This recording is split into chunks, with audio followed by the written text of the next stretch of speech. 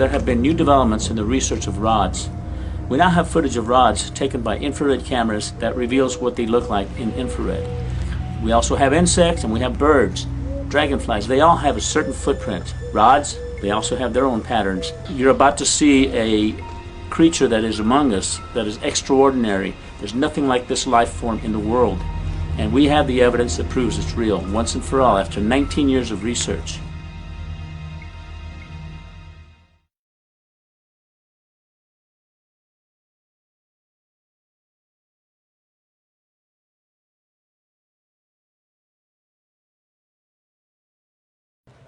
What's up, dude? Hey, Joe. My name is Jose Escamilla. I'm a world-renowned filmmaker, UFO investigator. Oh, you're that guy that had that Roswell Rods documentary. Yeah, that didn't work out so good. No. Guess what?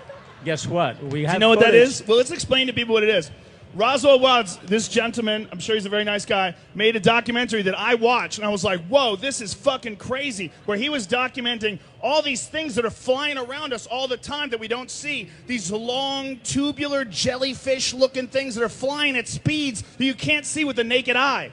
And I saw this documentary, and I'm like, that is incredible. That's amazing. And then a show called Monster Quest came along.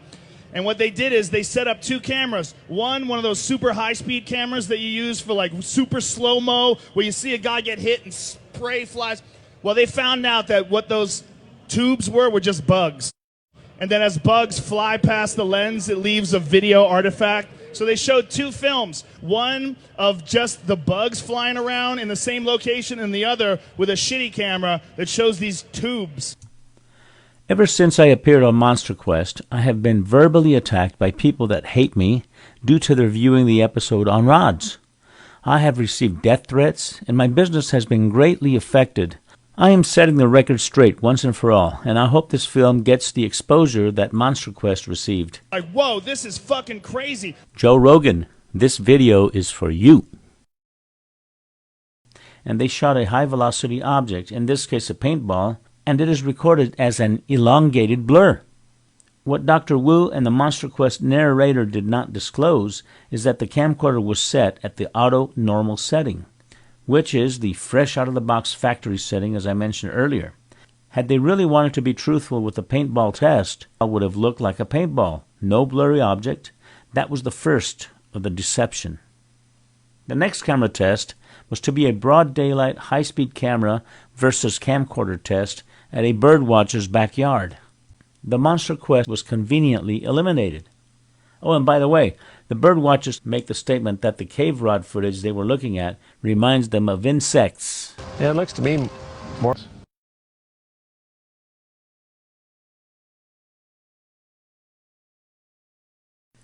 The next thing they did was to conduct a wind tunnel test with scientists at MIT that have developed a flying nanomachine that is using the flapping pair of wings that, when triggered, actually make rod propulsion work. They sent this machine to Mars, and it flies through the Martian atmosphere. So Monster Quest ignored yet another piece of evidence that supports the rods phenomena. You need to set the camcorder at the lowest camera shutter setting in order to catch anything. This setting is even lower than the auto normal settings. Anything is guaranteed to become a blur. The high-speed camera, of course, is shooting true footage.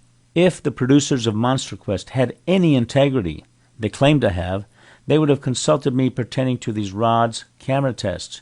But they didn't, because they knew I would have insisted on eliminating the nighttime camera test because of their naive viewers, including Joe Rogan.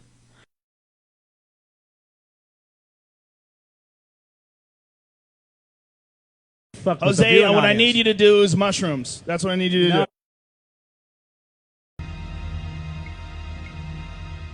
Hey guys, I'm Mila Martinez, editor of Shark Tower Magazine, and this is my video blog, Notes from a Shark Junkie's Journal. I wanted to talk to you guys about some footage that I found. A couple of years ago, I was out with Stuart Cove, and we went out to the weather buoys to dive with silky sharks. We were going to go out there, and what we were doing was, we were checking out the silky sharks, but at the same time, these silky sharks get caught by fishermen all the time, and most of what they do is they cut the line, and these sharks have these hooks. So when we were out there, we were putting the sharks in tonic immobility, and we were removing as many of the hooks as possible. So later when I'm reviewing the footage, you know, obviously we have, you know, I wanted to go through it and see what we had, you know, some great stuff of silkies, and then while I was going through the footage, I was going frame by frame, I found something in the footage that really kind of intrigued me, and I wanted to figure out what it was. There were these kind of like these, you know, foot-long white, like rods of some kind, just kind of darting through the water. They're moving so fast that I never saw them while we were down in the water. And then it was just something I never seen before or heard of, and which is basically underwater like flying rods. I did a little bit of research and studied and found out that they have these, you know, there's stories and reports of these flying rods in the sky. Our efforts pay off. This video shows rods moving back and forth across the screen. Here you can clearly see the membranes on each side, allowing the rod to swim through the air. Some are a few inches long, others a few feet. And you know, this kind of mystery, and nobody really knows what they are. They're not really sure if it's real or not. I kind of, you know, then became a student of it, trying to figure out what it was that I had witnessed.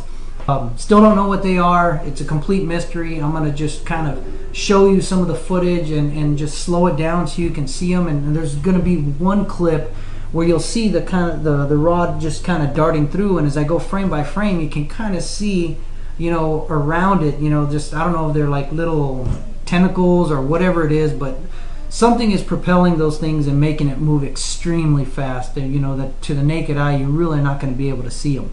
So I'm going to take you through a few frames and so you can see what it is that I'm talking about. Here you'll see some of the rod, you know, as the silky moves through the water, then you're gonna catch a few frames of these rods kind of darting through the area, and then there's a group of us all together swimming under this buoy, right next to the line, and then a big school of them just kind of shoots through the frame, and I'll slow it down so you guys can see what I'm talking about. But I mean, it happens so fast, and it's pretty exciting. You know, it's exciting that, like, well, okay, maybe they already been discovered by science.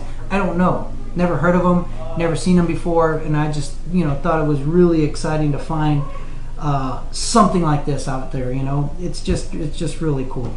And really, what excites me about finding stuff like that is that there's still so much that we don't know about the ocean. There's still so many mysteries out there, and there's so much left to do, man. It just gets me excited about wanting to get back out there and you know, because you never know what you're going to find.